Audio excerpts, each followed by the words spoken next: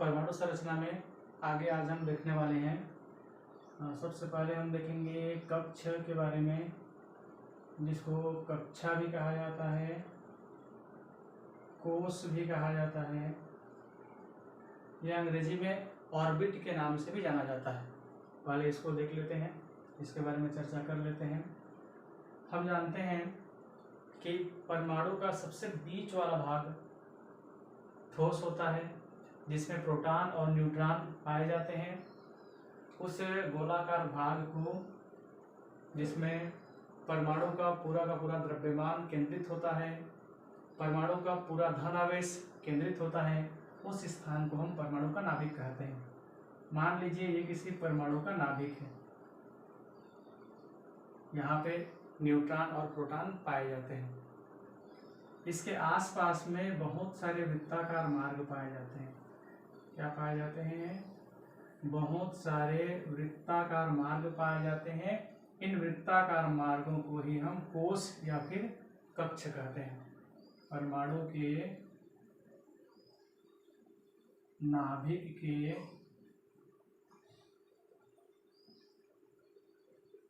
चारों ओर का वृत्ताकार क्षेत्र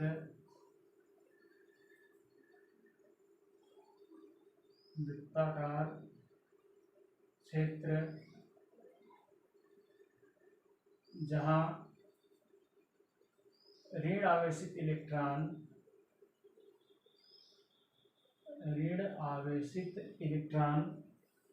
गतिमान होते हैं या गति करते रहते हैं, ऐसे स्थान को हम कक्ष, कक्षा या कोश के नाम से जानते हैं। इस चित्र में ये वृत्ताकार मार्ग, ये वृत्ताकार मार्ग, ये वृत्ताकार मार्ग, ये वृत्ताकार मार्ग है, जिन्हें हम कोश या फिर कक्ष के नाम से जानते हैं। इस कोश के बारे में सबसे पहले कौन से वैज्ञानिक ने बताया था? तो बोर नाम के जो प्रसिद्ध वैज्ञानिक थे, उन्हीं वैज्ञानिक ने इस कोश या कक्षा की अवधारणा को दिया था। इनका नामकरण देख लेते हैं, क्या क्या नाम से इनको जाना जाता है। तो याद रखिएगा कि ये जो सबसे पहले वाला कोश होता है, इसको के कोश बोलते हैं, दूसरा वाले को एल कोश बोलते हैं, तीसरा वाले को एम कोश बोलते हैं, उसके बाद एन कोश, फिर ओ पी क्यू, इस प्रकार से बढ़ता जाता है। उसको मैं यहाँ पर लिख देता हूँ, के कोश, एल कोश, एम कोश, एन कोश, इस प्रकार से बढ़ता जाएगा। अगर हम नंबर देना चाहें तो ये नाभिक के पास का सबसे पहला नंबर का कक्ष है, इसीलिए 1 नंबर दे सकते हैं। ये दूसरा नंबर में है, ये तीसरा नंबर में है और ये चौथा नंबर में है। इस प्रकार से ये भी बढ़ते जाते हैं। तो हम यदि संख्या देना चाहेंगे तो इसको पहला कोश बोल सकते हैं, फर्स्ट नंबर में। ये सेकेंड नंबर में है तो दूसरा कोश बोल सकते हैं। ये थर्ड नंबर में है तो तीसरा बोल सकते हैं। ये फोर्थ नंबर में चौथा बोल सकते हैं। इसके बाद और जो भी आएगा उसका हम संख्या इस प्रकार से देते जाएंगे। तो याद रखिएगा, यहाँ जो कोश सबसे पहला कोश होता है उसको के कोश बोलते हैं या कक्ष कहते हैं, दूसरा वाले को एल कक्ष, तीसरा एम, चौथा एन, उसके बाद ओ पी क्यू, इस प्रकार से बढ़ते जाएगा। संख्या देंगे तो इसको 1 नंबर, 2 नंबर, 3 नंबर, 4 नंबर, इस प्रकार से आगे ये भी बढ़ता जाएगा। तो यहाँ प्रश्न आता है कि के कोश में कितने इलेक्ट्रॉन होते हैं? के कोश में या के कक्ष में अधिकतम कितने इलेक्ट्रॉन होते हैं?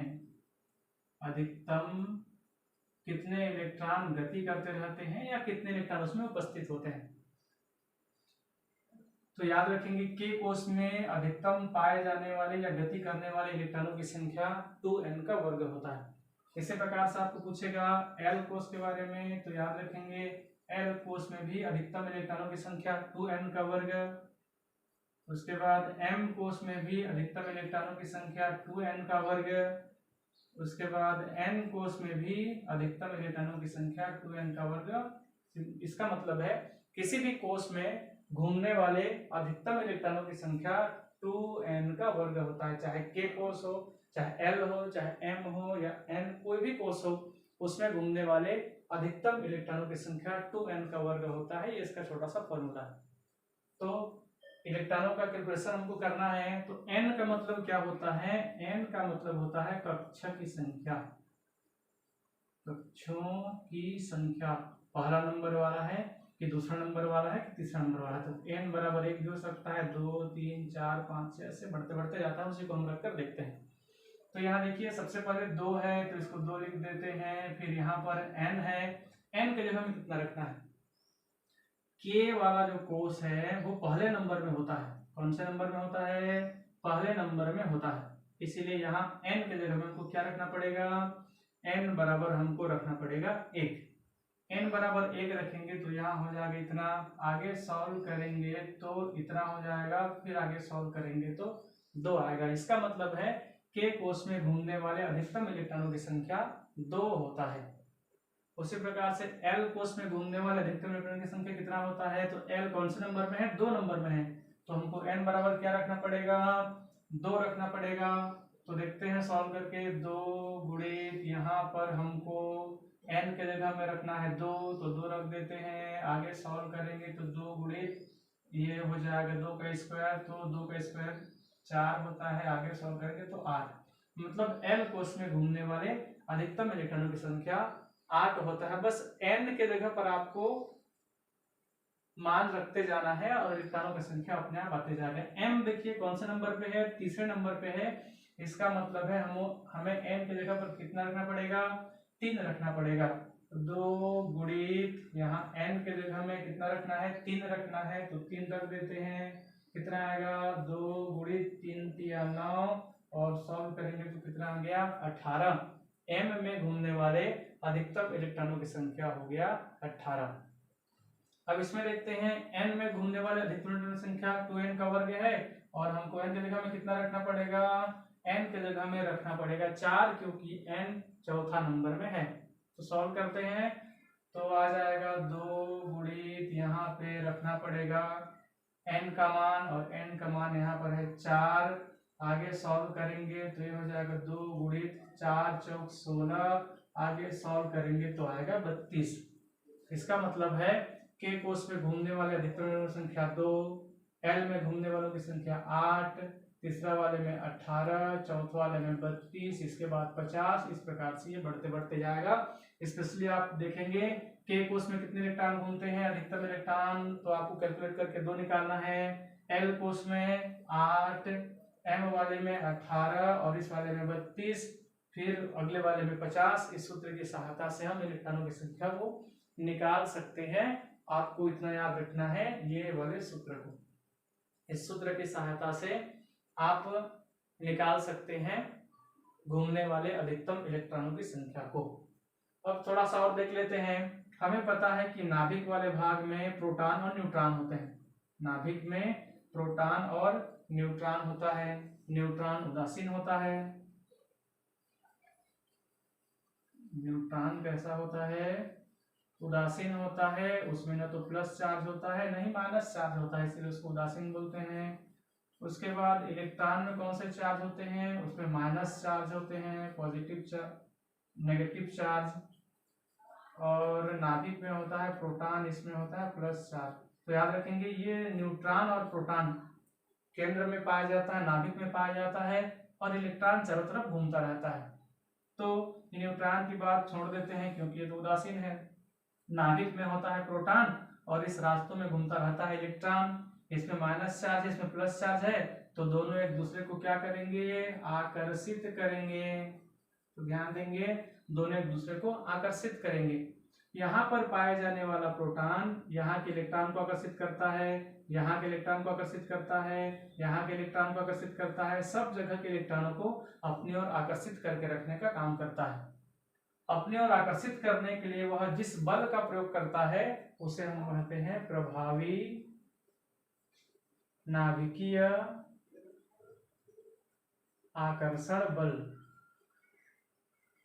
याद रखेंगे, नाभिक में पाए जाने वाला प्रोटॉन और इलेक्ट्रॉन, प्रोटॉन क्या करता है, इलेक्ट्रॉन को अपनी ओर आकर्षित करके रखने का काम करता है। आकर्षित करने के लिए जिस बल का प्रयोग करता है उसे हम प्रभावी नाभिकीय आकर्षण बल कहते हैं। तो यहां से हमको पता चलता है कि के वाला कोष, पहला वाला कोष नाभिक के नजदीक में है, ये दूसरा वाला थोड़ा दूर हो गया, तीसरा वाला और दूर हो गया, चौथा वाला और दूर हो गया, पांचवा वाला और दूर हो गया। इस प्रकार से दूरी बढ़ता बढ़ता जाता है। तो ये प्रोटॉन या नाभिक पास वाले को सबसे ज्यादा आकर्षित करता है।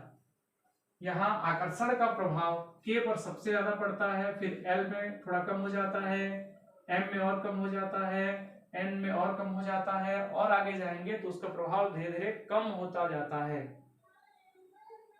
इसका मतलब है ये जो प्रभावी नाभिकीय आकर्षण बल होता है, प्रभावी नाभिकीय आकर्षण बल पास में है तो बढ़ रहा है, और दूरी बढ़ते बढ़ते जाता है तो ये आकर्षण बल कम होते होते जाता है। पास वाले को सबसे ज्यादा आकर्षित करता है, दूरी बढ़ा तो आकर्षण कम हो गया। तो प्रभावी नाभिकीय आकर्षण बल सबसे ज्यादा किसको आकर्षित करेगा? K को उसको आकर्षित करेगा, सबसे ज्यादा आकर्षण बल ऐसा रहेगा इसमें।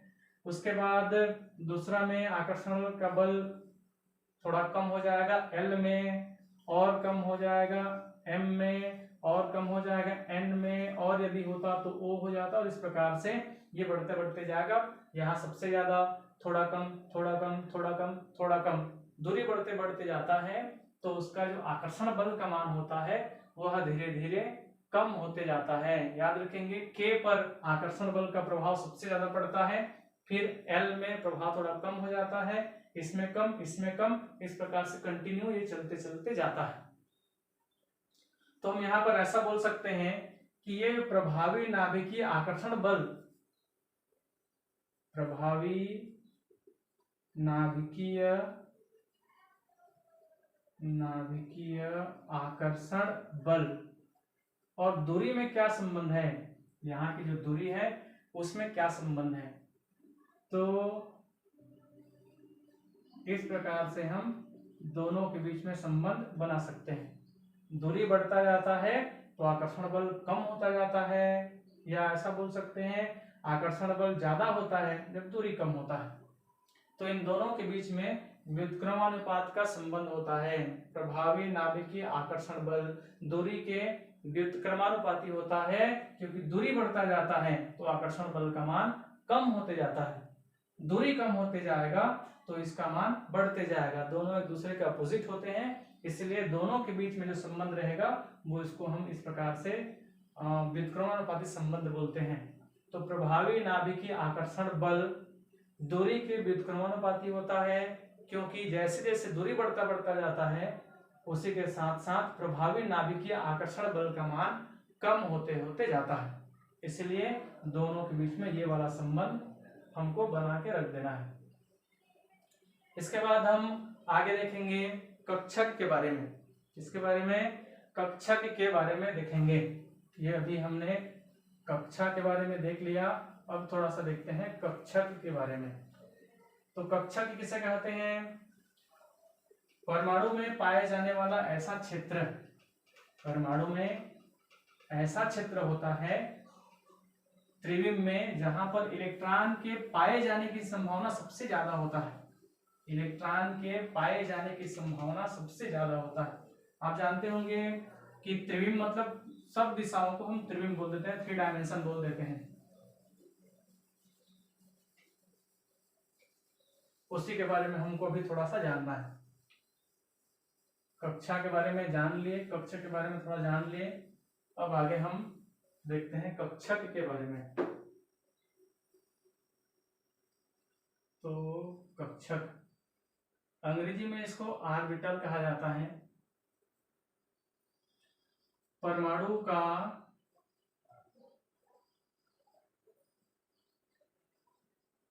त्रिविम में ऐसा स्थान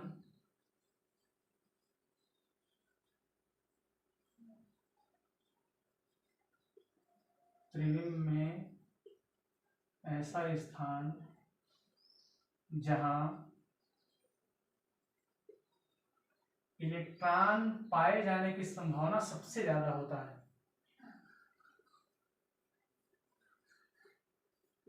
इलेक्ट्रॉन के पाए जाने की संभावना सर्वाधिक होता है, ऐसे भाग को या ऐसे क्षेत्र को हम कक्षक के नाम से जानते हैं। कक्षक त्रिविम में होता है, जिसको हम नाम अगर लिखेंगे तो S P डी और एफ ऐसे नाम से भी परिचित होंगे आप सभी। तो ये एस, पी, डी और एफ होते हैं जहां पर इलेक्ट्रॉन के पाए जाने की संभावना सबसे ज्यादा होता है। अब इसमें यह पूछ दिया जाता है कि के कोष का आकार कैसे होता है, कक्षक का आकार कैसे होता है, पी का आकार कैसे होता है, डी का आकार कैसे होता है, एफ का आकार कैसे होता है। तो एफ के आकार के बारे में अभी तक कोई जानकारी पता नहीं चला है, इसलिए इसको अभी अपडेट आएगा किसी प्रकार का तो आपको अपडेट कराकर इसके बारे में बताएंगे। अभी फिलहाल एफ के आकार के बारे में कोई जानकारी नहीं है। तो इधर देखते हैं एस का आकार, पी का आकार और डी के आकार के बारे में। तो इनका जो आकार होता है, एस का आकार गोलाकार होता है, चित्र में भी देखेंगे, अभी फिलहाल लिख दे रहा हूं मैं। एस का आकार गोलाकार होता है, पी का आकार डंबल आकार का होता है और डी का आकार डंबल आकार का होता है। कौन सा आकार का? डबल डंबल के आकार का होता है। इन आकारों को जानने से पहले हम ये जान लेते हैं कि एस कक्षक में कितने भाग होते हैं। तो इसमें एक ही भाग होता है, ये एसी इसको बोलते हैं।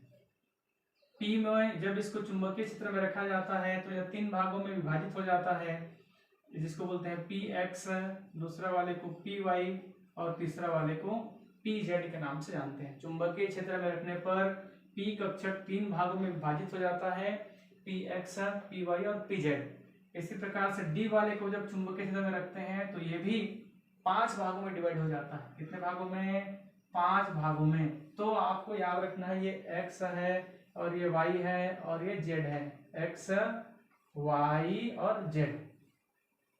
तो डी में हमको क्या कराना है, डी के साथ इसको कनेक्ट करा दिए तो डी एक्स वाई हो गया, फिर डी के साथ इसको कनेक्ट करा दिए तो डी वाई जेड हो गया, फिर डी के साथ इसको कनेक्ट करा दिए तो एक्स जेड हो गया। फिर अगला होता है D x square minus Y square और लास्ट होता है डी जेड स्क्वायर। तो इस प्रकार से चुंबकीय क्षेत्र में रखने पर ये डी वाला जो कक्षक होता है वह 1, 2, 3, 4, 5 भागों में विभाजित हो जाता है, जिसका नाम हम इस प्रकार से लिखते हैं, D x Y, D Y Z, D x Z, D x square minus Y square और डी जेड स्क्वायर।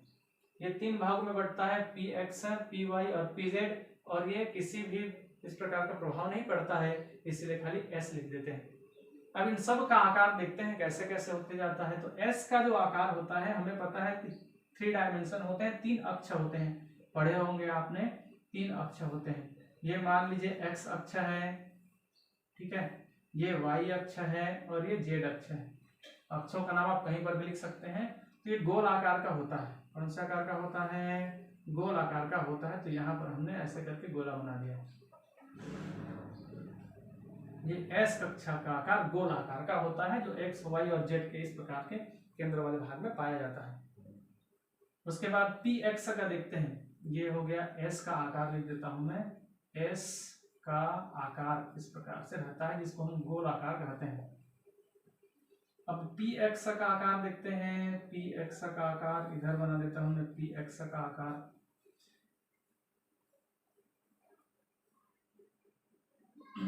ये एक अक्ष हो गया, ये दूसरा अक्षर हो गया और ये तीसरा अक्षर हो गया। ये किसका है? पी एक्स का आकार अभी हम बनाने वाले हैं। तो इसमें कौन से आकार का होता है? ये डंबल आकार का होता है, लेकिन वो डंबल कौन से अक्ष में रहेगा? हमको पता है कि पी का आकार डंबल आकार का होता है, लेकिन अब डंबल आकार को हम कौन से अक्ष में करेंगे? तो बहुत सरल है, यहाँ दिया हुआ है पी एक्स, तो P में जो डंबल आकार रहेगा उसको कहाँ कर देना है? X अक्ष में कर देना है। यदि आपने इसको X माना है, इसको Y माना है और इसको Z अक्ष माना है, तो डंबल आकार कहाँ रहेगा? X अक्ष में रहेगा। ये हो गया इसका आकार, डंबल आकार इस प्रकार से। यहाँ बहुत सरल है, कुछ दिमाग नहीं लगाना है हमको, थोड़ा सा बस इधर करेंगे हमको पता चल जाएगा। ये P कक्ष है और इलेक्ट्रॉन का नाम क्या दिया है? एक्स दिया हुआ है, मतलब इलेक्ट्रॉन एक्स वाले में होगा, तो डमरू आकार को हमको एक्स वाले अक्ष में कर देना है, तो ये कंफर्म हो जाता है कि जो इलेक्ट्रॉन है वो एक्स अक्ष में उपस्थित है, डमरू का आकार इस एक्स अक्ष वाले भाग में पाया जाएगा। तो ये हो गया पी एक्स का आकार। अब हमको मान लीजिए पी वाई का आकार बनाना है, तो हमको फिर इसमें क्या करना पड़ेगा, ये एक्स अक्ष बना देते हैं, वाई अक्ष बना देते हैं और जेड अक्ष बना देते हैं और इसको पी वाई लिखते हैं। वह पी वाई दिया हुआ है, तो आपको डमरू आकार को कौन से अक्ष में बनाना है, वाई अक्ष में बनाना है। ये वाई अक्ष में बन गया, इस प्रकार से वाई इधर से इधर, यहां से यहां तक हमको पता चल गया कि इलेक्ट्रॉन पी वाई में होते हैं। तो ये पी वाई का आकार डंबल आकार का हो गया। उसके बाद ये पी जेड का आकार कैसे बनेगा, तो पी जेड के लिए भी आपको 3 अक्ष बना लेना है, एक्स अक्ष, वाई अक्ष और जेड अक्ष। क्या बोला गया है, पी जेड बोला गया है। तो अभी जब डमरू आकार बनाएंगे, डंबल का आकार बनाएंगे, वो कौन से अक्ष में रहेगा, वो रहेगा अभी जेड अक्ष में। तो इस प्रकार से इसका चित्र बन गया, पी जेड हो गया। अब हम देखते हैं ये D x Y, D x Z, D Y Z, इनका आकार क्या क्या होता है। तो इतने को मैं मिटा देता हूं, उसके बाद इन सब का आकार आप लोगों को बना के बताऊंगा। डी वाले का आकार हमको भी देखना है। तो डी वाले का आकार होता है डबल डंबल आकार। कौन सा आकार होता है, डबल।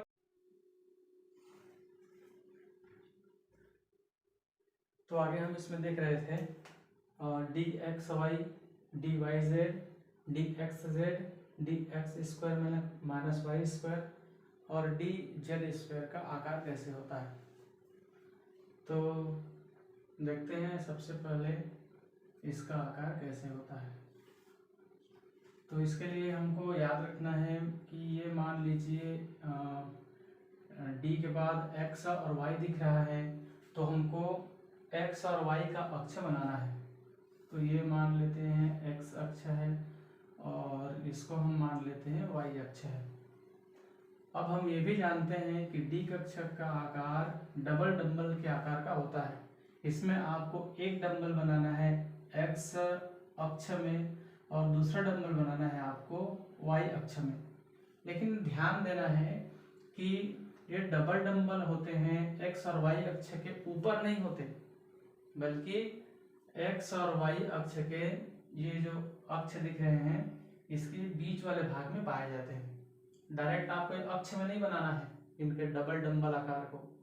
इनको हमें ये जो बीच वाला भाग होता है, निर्देशांकों का बीच वाला भाग, यहाँ पर हमको 2 डंबल बनाना है। तो देखिए ये हो गया हमारा एक डंबल और दूसरा डंबल इधर बनाना है।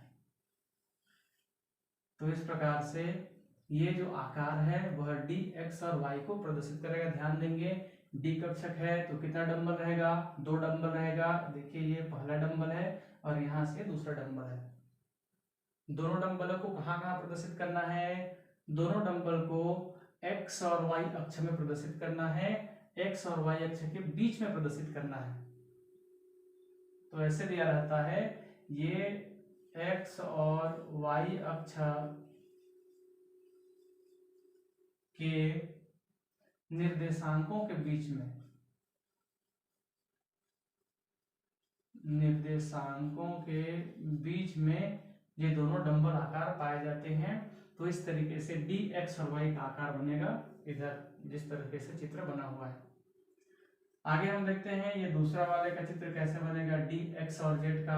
तो फिर वही है, डी मतलब समझ जाना है डबल डंबल है और कितना अक्ष लेना पड़ेगा, 2 अक्ष लेना पड़ेगा। कौन कौन सा, वाई अक्ष और जेड अक्ष लेना पड़ेगा।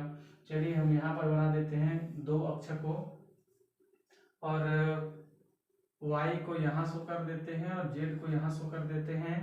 2 डंबल बनेंगे, दोनों डंबल इन निर्देशांकों के बीच में बनेंगे। तो एक डंबल आकार बन गया इधर और दूसरा डंबल आकार बन गया इधर।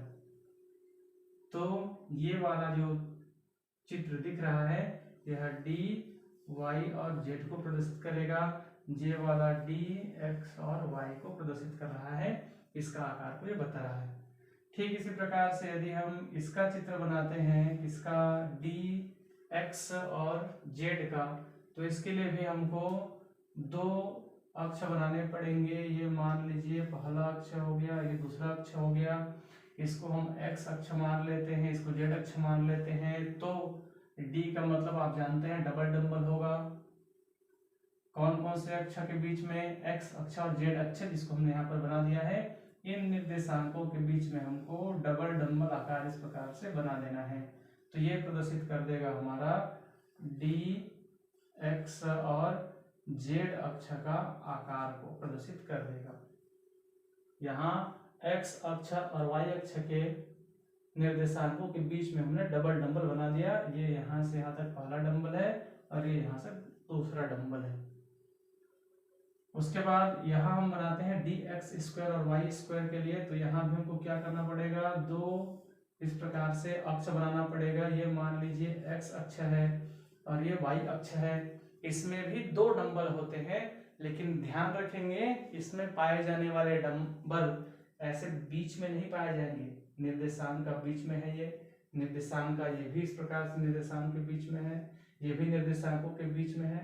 लेकिन D x square minus Y square निर्देशांकों के बीच में नहीं होता।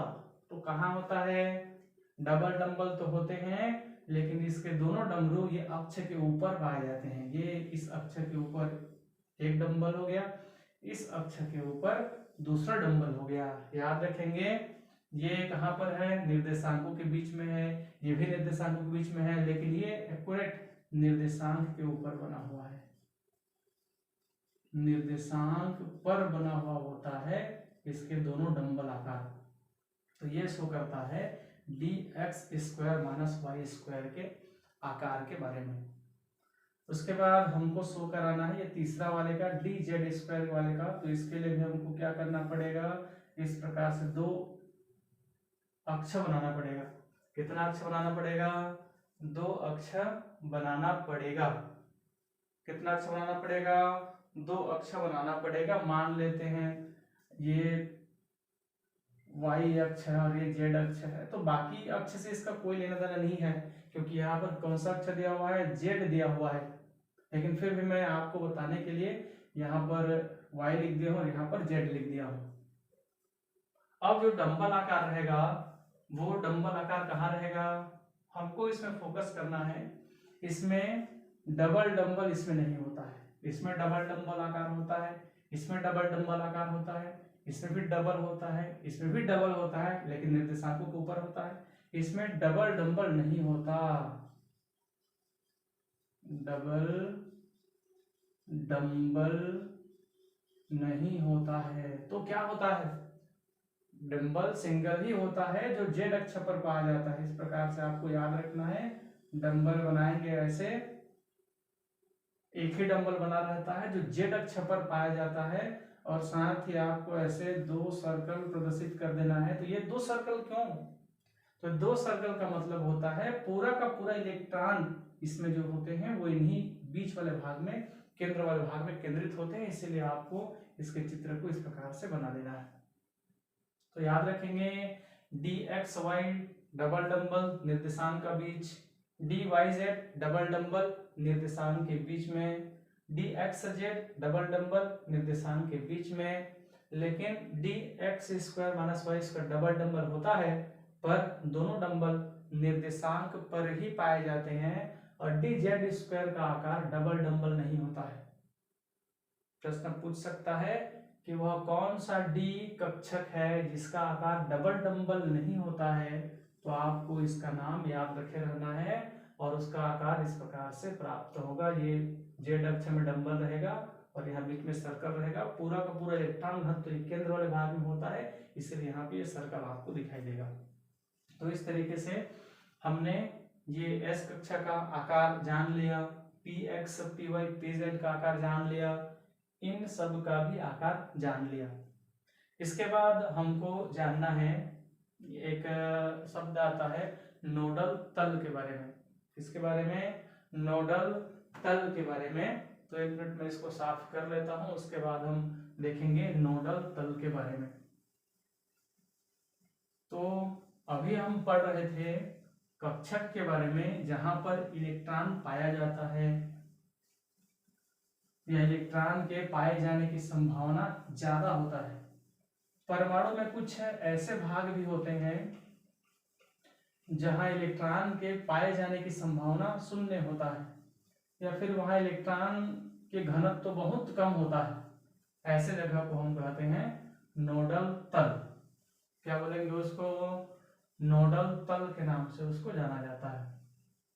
इसको मैं पूरा क्लीन कर देता हूं एक बार, उसके बाद हम देखेंगे नोडल तल के बारे में।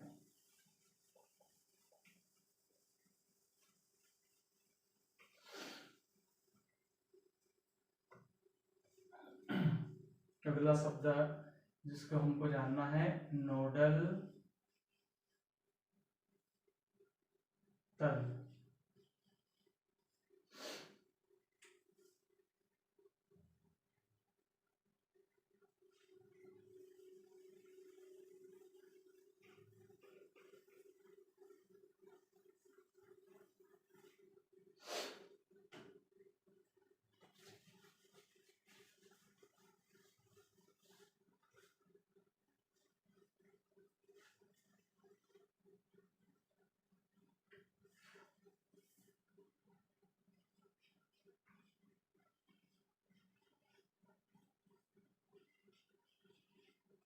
क्या हो गया? स्याही खत्म हो गया लग रहा है। 1 मिनट।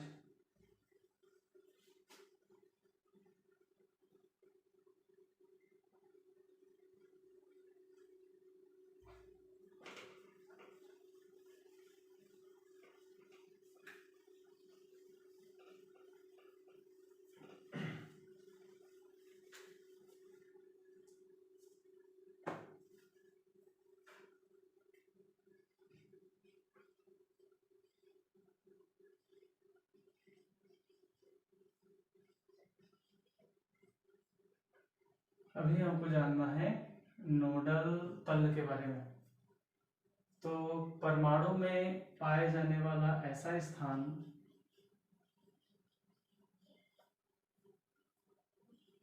परमाणु में पाए जाने वाला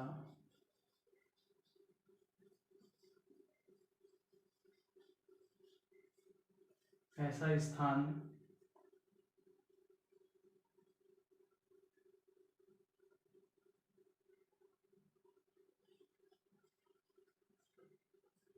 जहां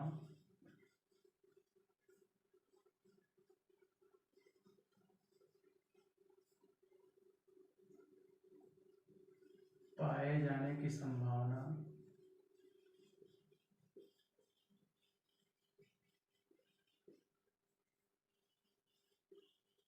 शून्य होता है। परमाणु का ऐसा स्थान जहां पर इलेक्ट्रॉन के पाए जाने की संभावना शून्य होता है, ऐसे स्थान को हम कहते हैं नोडल तल। इसके बारे में ध्यान से देखेंगे। मान लीजिए हमारे पास कोई 1s कक्षक के बारे में दिया हुआ है। किसके बारे में? 1s2 दिया हुआ है। इसमें कितने नोडल तल होंगे या नोडल तल किसको कहते हैं, उसके बारे में हमको जानना है। तो 1s में मान लीजिए ये इतना दूर वाला में ये परमाणु का नाभिक है, ये, और यहाँ पर इलेक्ट्रॉन घूम रहे हैं। 1s है, तो इतने दूर में इलेक्ट्रॉन घूम सकते हैं। उसके बाद 2s2 दिया है। 2s2 के बारे में देख लेते हैं। ये नाभिक है, इतना दूर वाला भाग, ये उसका 1s वाला भाग है, और ये उसका 2s वाला भाग है। मैं लाइन खींच देता हूँ। इतना वाला भाग 1s को बता रहा है, और इधर वाला जो भाग है, इतना दूर वाला भाग, इतना वाला भाग, ये 2s को बता रहा है। एक मिनट, इतना वाला भाग 1s को बता रहा है, और इतना वाला भाग 2s को बता रहा है। इतना वाला भाग,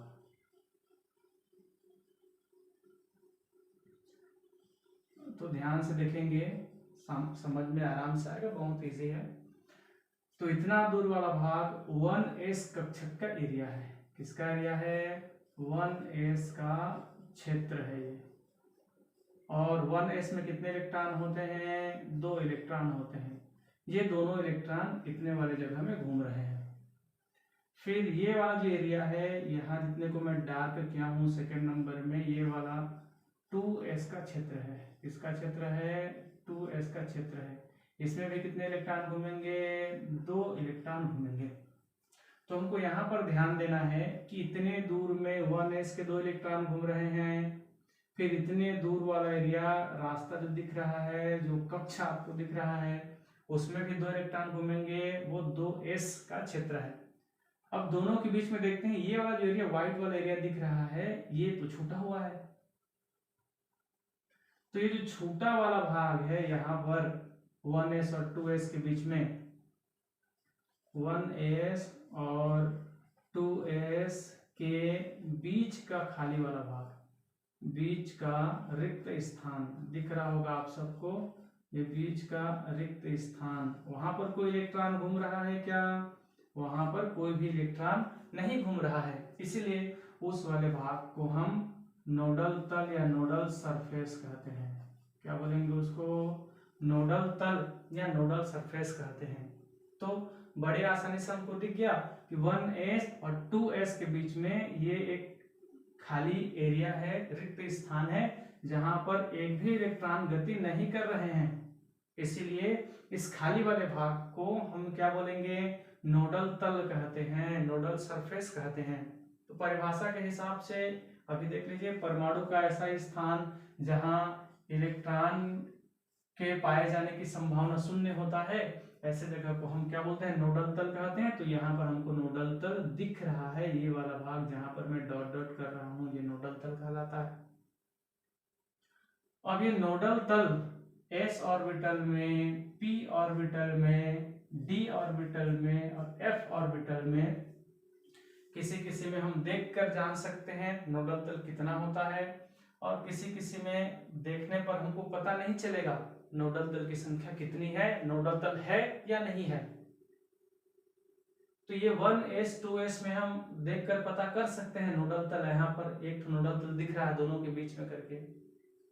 p में भी हम पता कर सकते हैं, d और f में नोडल तल हम देखकर पता नहीं कर सकते हैं। तो एक एग्जांपल में s का यहाँ पर बताया, नोडल तल हमको दिख रहा है। p में भी एक नोडल तल देख लेते हैं, उसके बाद d और f में हम कैसे पता करेंगे उसको बाद में जानेंगे। पहले हम देख लेते हैं p में कैसे होता है। तो हमको पता है कि जो p होता है वो 3 भागों में बटा होता है। पहला होता है px, दूसरा होता है py और तीसरा होता है pz। इसका हम आकार बनाते हैं px का। किसका? px का। तो ये x अक्ष हो गया और ये y अक्ष हो गया और ये z अक्ष हो गया, 3 अक्ष होते हैं। अब देखिए इलेक्ट्रॉन कहाँ पर है? p कक्षक के x वाले अक्षांश में है। तो x वाले में हम ऐसा डमरू जैसा आकार बना लेते हैं। ये किसको शो कर रहा है? px को प्रदर्शित कर रहा है। ये px कक्षक है। इसका मतलब है इलेक्ट्रॉन कहाँ उपस्थित है? इसी में इलेक्ट्रॉन उपस्थित है। कौन उपस्थित है? इलेक्ट्रॉन उपस्थित है। लेकिन हमें इलेक्ट्रॉन उपस्थिति से मतलब नहीं है, हमें तो ऐसा जगह खोजना था जहां पर इलेक्ट्रॉन नहीं है। यहां से हमको पता चला कि इलेक्ट्रॉन x वाले में है, लेकिन भैया हमको तो अभी ऐसे जगह को खोजना है जहां पर इलेक्ट्रॉन नहीं है। तो सिंपल है, x वाले में इलेक्ट्रॉन है तो कहां कहां पर नहीं है? देख लीजिए, बड़ा सरल है। x वाले में इलेक्ट्रॉन है तो कौन कौन सा छूट गया? y और z छूट गया। इसका मतलब है y अक्ष और z अक्ष इसके नोडल तल कहलाएंगे। कौन नोडल तल कहलाएगा? प्रश्न स्पेशल पूछेगा px का नोडल तल क्या होगा? तो px में नोडल तल दिया है y और z। px में इलेक्ट्रॉन है, डमरू है, उसका आकार, इसमें इलेक्ट्रॉन घूम रहा है। लेकिन y में और z में इलेक्ट्रॉन नहीं है, इसीलिए px का नोडल तल कहलाएगा y और z। उसी तरीके से हम यहाँ पर भी पता कर सकते हैं, यहाँ भी पता कर सकते हैं। इन दोनों में हम देखकर पता नहीं कर सकते हैं। अभी मैंने आपको 1s 2s के बीच में नोडल तल दिखेगा कैसे उसको बताया। यहाँ पर पी एक्स का बताया, पी वाई भी होगा, वैसे बनाकर बता देता हूं मैं आपको। ये मान लीजिए 3 अक्ष है, एक्स है, वाई है और जेड है। इलेक्ट्रॉन कहाँ पर है? वाई में है, तो यहाँ पर हो गया इलेक्ट्रॉन, तो ये पी वाई हो गया, जहां पर इलेक्ट्रॉन कैसा है? उपस्थित है। लेकिन हमको उपस्थिति से मतलब नहीं है, जहां इलेक्ट्रॉन नहीं है उसको पता करो भाई। यहाँ पर कौन कौन से इलेक्ट्रॉन नहीं है? जेड और एक्स में इलेक्ट्रॉन नहीं है, इसीलिए जेड और एक्स नोडल तल कहलाएगा। ठीक, वैसे पी जेड वाले में देख लेते हैं, एक्स अक्ष, वाई अक्ष और ये हो गया जेड अक्ष। इलेक्ट्रॉन कहाँ है? जेड अक्ष में है, तो इलेक्ट्रॉन को जेड अक्ष में बना दीजिए। तो पी जेड में इलेक्ट्रॉन उपस्थित है, लेकिन कहाँ कहाँ पर नहीं है? तो इलेक्ट्रॉन एक्स और वाई में नहीं है, इसीलिए एक्स और वाई क्या कहलाएगा? नोडल तल कहलाएगा।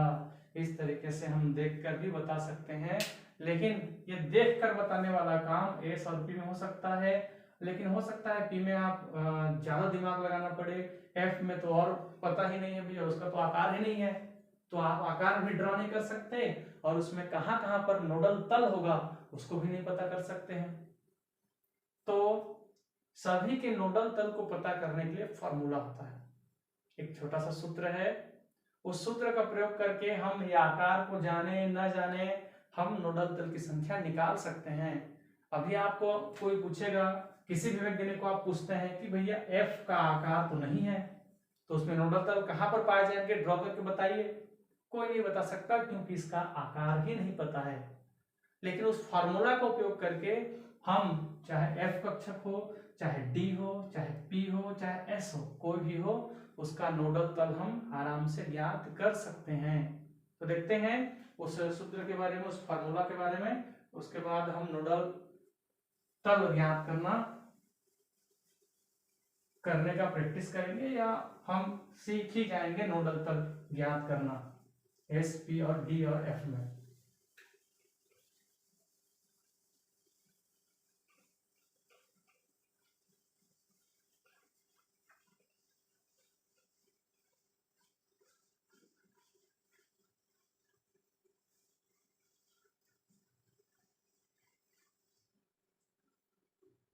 तो देखते हैं एस, पी, डी और एफ में, या किसी भी कक्ष दिया रहेगा 1s, 2s, 2p, 3s, 3p, 3d, 4s, 4p, 4f, 6f, कुछ भी दिया रहेगा, उसमें नोडल तल हमको कैसे ज्ञात करना है। तो जैसे ये दिया हुआ है 1s2, 2s2, उसके बाद दिया है 2p6, फिर लिख देते हैं 3s2, 3p6, 3d10, ऐसा कुछ भी दिया रहेगा, 4s2, 4p6, 4d10, 4f14, ऐसे बहुत सारे होते हैं। किसी में भी आपको दे दिया कि नोडल तल ज्ञात करो, इसमें भी बोल सकता है, इतना जो मैं नीचे में लिखा हूं उतने में से कहीं पर भी आपको नोडल तल ज्ञात करने के लिए बोल सकता है। तो याद रखेंगे नोडल तल 3 प्रकार के होते हैं, 2 प्रकार के नोडल तल होते हैं। कितने प्रकार के? 2 प्रकार के नोडल तल होते हैं। पहला वाले को कहा जाता है गोलाकार नोडल तल, पहला प्रकार को गोलाकार नोडल तल, और दूसरे वाले को कहा जाता है कोणीय नोडल तल। दूसरे वाले को कोणीय नोडल तल, और तीसरा दोनों को मिलाकर गोलाकार भी हो सकता है, किसी में कोणीय भी हो सकता है। तो दोनों के लिए कुल नोडल तल, दोनों की कुल संख्या बताएगा। किसी में हो सकता है गोलाकार नोडल तल ही रहेगा, किसी में खाली कोणीय नोडल तल भी हो सकता है, या हो सकता है किसी में दोनों भी नोडल तल हो सकता है। तो कुल मिलाकर आपको गोलाकार नोडल तल, कोणीय नोडल तल, कुल नोडल तल, ये 3 प्रकार के नोडल तल होते हैं, ऐसा याद रखे रहना है। इसको निकालने का फॉर्मूला होता है n-l-1। ये इसको निकालने का सूत्र होता है, ये कोणीय नोडल तल को निकालने का सूत्र होता है L, और कुल नोडल तल निकालने का सूत्र होता है n-1। कितना होता है, n-1 होता है कुल नोडल तल, n-l होता है कुल नोडल तल ज्ञात करने का सूत्र। अब इनमें से किसी का भी हम 3D हो या 4S हो, 4P हो, 4D हो, 4F हो, कुछ भी हो, उसका नोडल तल हम चुटकी में निकाल सकते हैं। कैसे निकाल सकते हैं, एग्जांपल बता रहा हूं। आपको पूछ दिया कि 1S में नोडल तल की संख्या ज्ञात करो, तो मान लीजिए हमको गोलाकार नोडल तल निकालना है। कौन सा नोडल तल, गोलाकार नोडल तल निकालना है। तो यहां पर दे दिया गोलाकार नोडल तल, गोलाकार तल की गणना करो। कितना होगा पता करने के लिए हमको बोल दिया। 1S में नोडल, गोलाकार नोडल तल आगे पीछे हो गया है, मैनेज करेंगे। 1S में गोलाकार नोडल तल कितने होते हैं ज्ञात करके बताइए। तो सूत्र दिया हुआ है ये n-l-1। उसके पहले हमको 1S के कुछ जानकारी निकालना है। क्या जानकारी निकालना है, n1S में मुख्य क्वांटम संख्या n, कौन सा क्वांटम संख्या, मुख्य क्वांटम संख्या n होता है, उसको यहाँ पर दिया हुआ है, इसलिए इसका मान निकालना जानना आना चाहिए। ये द्विगंशी क्वांटम संख्या स्मॉल l दिया है, उसका मान भी निकालना हमें आना चाहिए। तो देखते हैं, पिछले क्लास में मैं बताया था या आप पहले से भी जानते होंगे, ये यहाँ पे सामने में जो, चलिए मान 1s2 दिया हुआ है, सामने में जो भी गिनती लिखा रहता है, ये 1, ये वाला 1, यहाँ का 2, यहाँ का 2, यहाँ का 3, यहाँ का 3, यहाँ का 3, यहाँ का 4, यहाँ का 4, यहाँ का 4, ये 4, ये सामने में जो भी गिनती लिखा हुआ होता है वो मुख्य क्वांटम संख्या होता है। यहाँ पर सामने में 1 लिखा हुआ है, इसका मतलब है इसमें मुख्य क्वांटम संख्या कितना होगा, 1 होगा।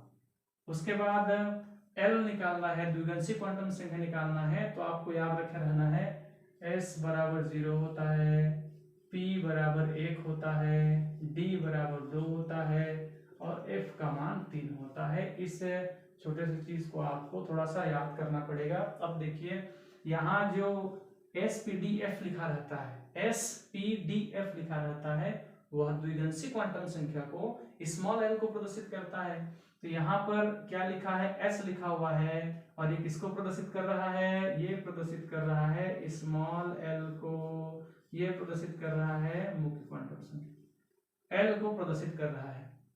और इसका मान कितना होता है, यहाँ देख सकते हैं S का मान 0 है, इसीलिए यहाँ L बराबर भी कितना हो जाएगा, 0 हो जाएगा। अब इस सूत्र में मान रख देते हैं, n के जगह में कितना रखना पड़ेगा, 1 रखना पड़ेगा, माइनस L के जगह में कितना रखना पड़ेगा, 0 रखना पड़ेगा, और -1 तो पहले से है। सॉल्व करेंगे तो ये +1 और ये -1 कैंसिल हो जाएंगे और मान निकल कर आएगा 0। इसका मतलब है 1S में गोलाकार नोडल तलों की संख्या 0 है। कोणीय नोडल तल कितना होगा, 1S में अगला प्रश्न बोल रहा है कोणीय नोडल तल की संख्या ज्ञात करो, कितना होगा। तो देखिए यहाँ 1S दिख रहा है हमको, 1S में L के लिए क्या दिख रहा है, S दिख रहा है। तो L का मान कितना है उसमें, 1S में L बराबर 0 है, यहाँ से हमको पता चलेगा L बराबर 0 है, यहाँ निकाल चुके हैं। तो इसमें भी नोडल तलों की संख्या कितना आएगा, 0 आएगा। कुल नोडल तल कितना आएगा, तो 1S में कुल नोडल तल कितना होगा, ये प्रश्न मान लीजिए पूछ दिया। नोडल तल बराबर कितना आएगा, n-l, n का मान कितना निकाले हैं, यहाँ पर 1 निकाले हैं, माइनस l का मान कितना निकाले हैं, 0 निकाले हैं, तो 0 हो गया, और दोनों को घटाएंगे तो मान निकल कर आएगा 1। सॉरी, n-l नहीं होता है, ये n-1 होता है। कितना होता है, n-1 होता है। यहाँ पर मैं थोड़ा सा मिस्टेक कर लिया था इसमें n-1 होता है। याद रखेंगे कुल नोडल तल की संख्या n-1 होता है। तो यहाँ पर n-1 करेंगे तो इतना आ जाएगा और दोनों को घटाएंगे तो 0 आएगा। इसका मतलब है 1s में गोलाकार नोडल तल शून्य होता है, 1s में कोणीय नोडल तल शून्य होता है, 1s में कुल नोडल तल शून्य होता है। मतलब इसमें किसी प्रकार की खाली जगह होता ही नहीं है। ठीक है, अब हम देखते हैं दूसरे वाले में किसी 2p 3p का उदाहरण लेकर देखते हैं उसमें नोडल तल कितने होते हैं। तो एक दो एग्जांपल और हम करके देखते हैं।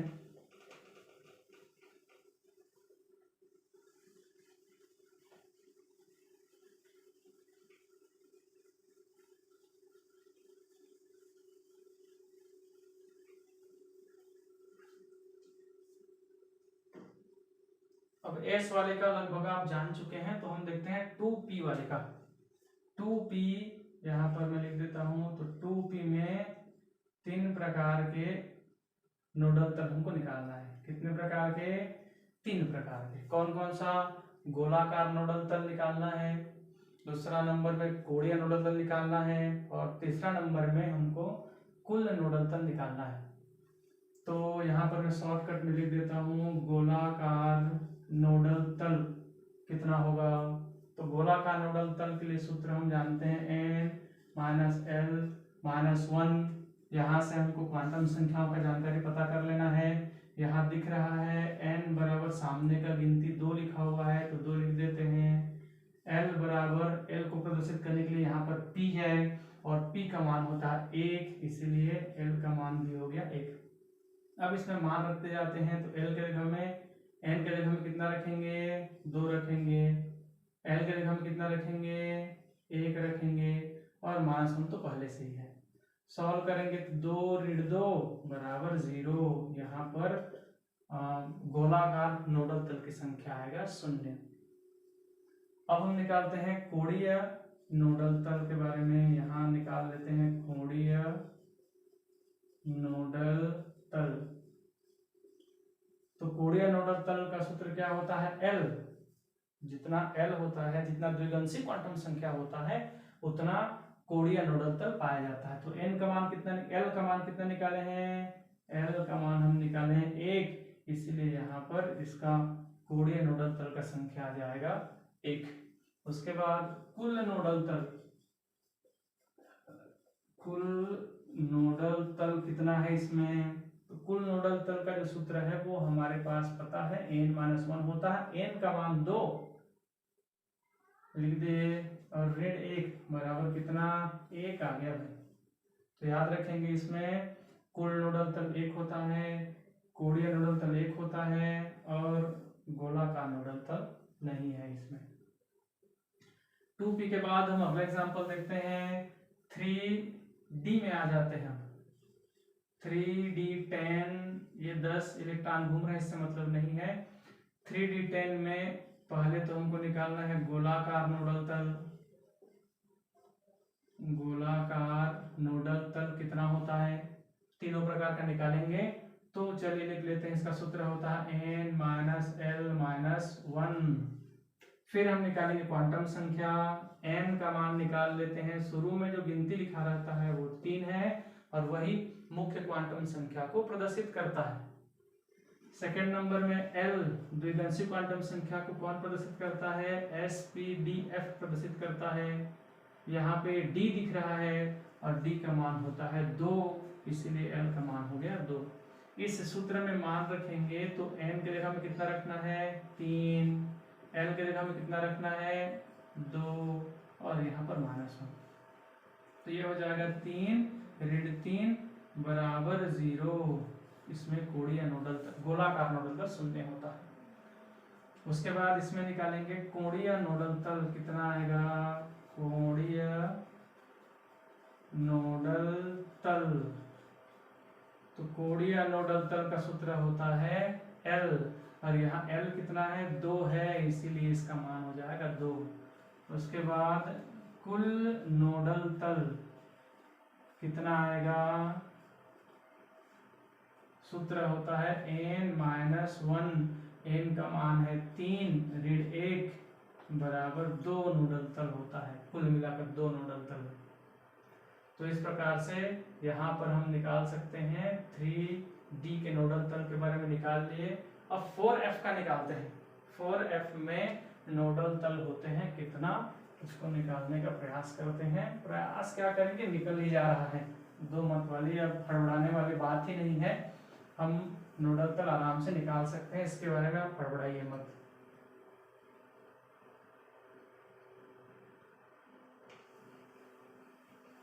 तो अभी हम जानने वाले हैं 4F में नोडल तल कैसे निकालेंगे और कितने प्रकार के उसमें होते हैं। 4F में नोडल तल, 4F में यहाँ 14 लिख देता हूँ, या इसका कोई खास मतलब नहीं है, उसमें ट्रांसलेटर नहीं है। में नोडल तल, ठीक। तो सबसे पहले हमको पता है कि नोडल तल निकालने के लिए हमको क्वांटम संख्या निकालना आना चाहिए। इसमें क्वांटम संख्या कितने हैं, तो 2 का जानकारी जरूरी होता है हमको। n का मान सामने का गिनती दिख रहा है 4, और l का मान बताता है ये वाला f, और f का मान होता है 3। l का मान निकल कर आ गया 3। अब हमारे पास सूत्र है गोलाकार नोडल तल निकालने का। गोलाकार नोडल तल निकालने का सूत्र है हमारे पास n-l-1, कितना, n-l-1। n का मान मुख्य क्वांटम संख्या का मान निकाल चुके हैं, द्विगंशी क्वांटम संख्या का मान भी निकाल चुके हैं।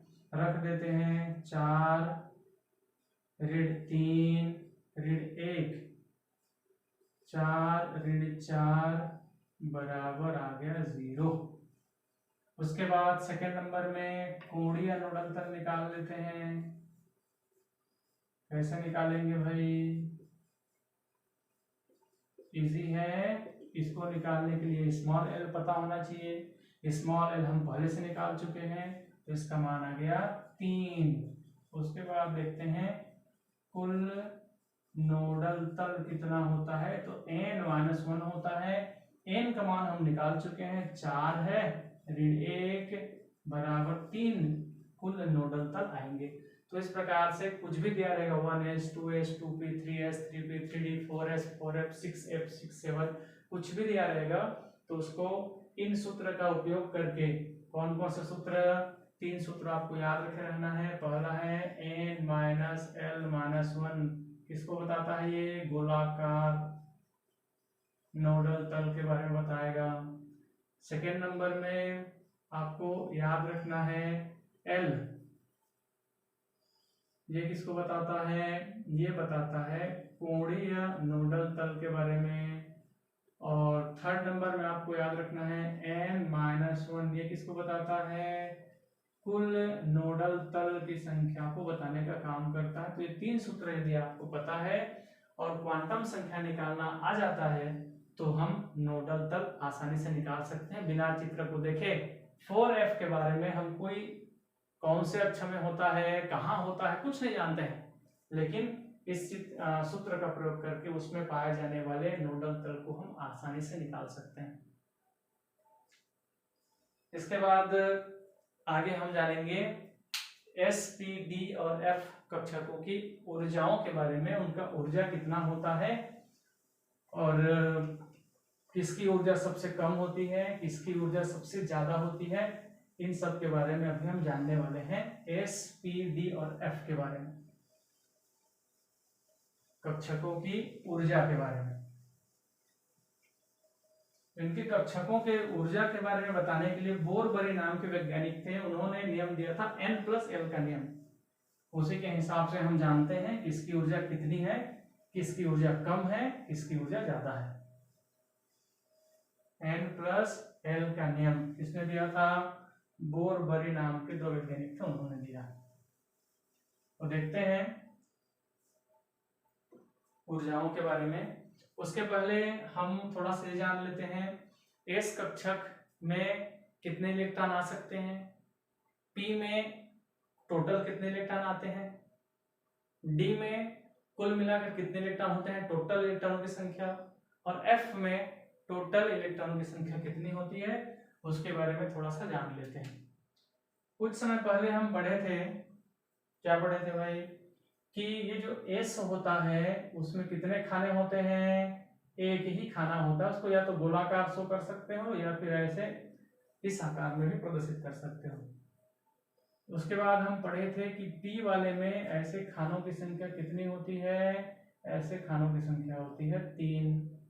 फिर डी वाले में ऐसे खानों की संख्या होता है 5, 1 2 3 4 और 5, और एफ वाले में ऐसे खानों की संख्या होती है 7, 1 2 3 4 5 6 और 7। अब ये जो होते डिब्बे होते हैं, एक डिब्बे में कितने इलेक्ट्रॉन आएगा, तो ये एक इलेक्ट्रॉन क्लॉकवाइज गति करने वाला और एक इलेक्ट्रॉन एंटी क्लॉकवाइज गति करने वाला। इसके बाद आप कैसे भी ठूसो उसमें और इलेक्ट्रॉन नहीं आएगा। कहावत सुना है ना, एक मियान में एक ही तलवार रह सकता है, ठीक वैसे एक डिब्बा में 2 ही इलेक्ट्रॉन हो सकता है। इस डिब्बे में कुल इलेक्ट्रॉनों की संख्या कितना है, इलेक्ट्रॉन की संख्या बराबर 2। इस डिब्बे में कितना आएगा, एक डिब्बे में कितना आएगा, px में, px में कितने इलेक्ट्रॉन आएगा, तो एक क्लॉकवाइज गति करने वाला और एक एंटी क्लॉकवाइज गति करने वाला, 2 आता है, 2 इलेक्ट्रॉन मैक्सिमम। यहाँ बताया मैं कि एक डिब्बे में अधिकतम इलेक्ट्रॉन की संख्या 2 होता है। लेकिन आपको यदि ऐसा पूछ दे कि P में कुल इलेक्ट्रॉनों की संख्या कितना होता है, P में कुल इलेक्ट्रॉनों की संख्या कितना होता है, तो 3 क्लॉकवाइज ऊपर मुंडे वाले और 3 नीचे मुंडे वाले, तो 3 और 3 कितना हो गया, 6 हो गया। उसी प्रकार से इसमें कितने हो जाएंगे, 2 इसमें, 2 इसमें, 2 इलेक्ट्रॉन इसमें, 2 इलेक्ट्रॉन इसमें, 2 इलेक्ट्रॉन इसमें, 2 इलेक्ट्रॉन इसमें, करते करते आप पहुंच जाएंगे कुल इलेक्ट्रॉनों की संख्या 10। इसमें 2 2 4 6 10 2 12 6 18, सॉरी 2 2 4 4 और 2 6 6 और 2 8 8 2 10 10 2 12 12 और 2 14। इसमें कुल मिलाकर इलेक्ट्रॉनों की संख्या आएगा 14। अब जो इलेक्ट्रॉन होते हैं वो इलेक्ट्रॉन किसमें पहले भरेंगे, किसमें पहले भरेंगे, हमारे पास बहुत सारे इस प्रकार के कुछ कक्षक होते हैं। मान लीजिए यहाँ पर मैं लिख दिया 4s लिख दिया, 3d लिख दिया, 2p लिख दिया, 2s लिख दिया और 3p लिख दिया। तो इनकी ऊर्जा क्या होती है और इलेक्ट्रॉन किसमें पहले भरेगा, तो पहले हम ऊर्जा कैसे ज्ञात करते हैं उसको पता कर लेते हैं। तो इनकी ऊर्जा होती है, उसका गणना करने के लिए बोरबरी ने n+l का नियम दिया। इसका नियम दिया, l+l का नियम दिया। इस नियम के अनुसार से इसमें हम मुख्य क्वांटम संख्या और द्विघांसी क्वांटम संख्या को जोड़ देते हैं तो इसकी कुल ऊर्जा का मान हमको पता चल जाएगा। तो यहाँ मुख्य क्वांटम संख्या है 4 और उप क्वांटम संख्या s है, और s का मतलब 0 होता है। यहाँ मैं बताया था कुछ में पहले, s का मान 0 होता है, p का मान 1 होता है, d का मान 2 होता है और f का मान 3 होता है। बात फिर लिख देता हूँ मैं, यहाँ s है तो 0 हो गया, तो 4s का कुल ऊर्जा कितना हो गया, 4। कितना हो गया, कुल ऊर्जा 4 हो गया। 3d का पता करते हैं तो 3 है सामने का क्वांटम संख्या और यहाँ d लिखा हुआ है,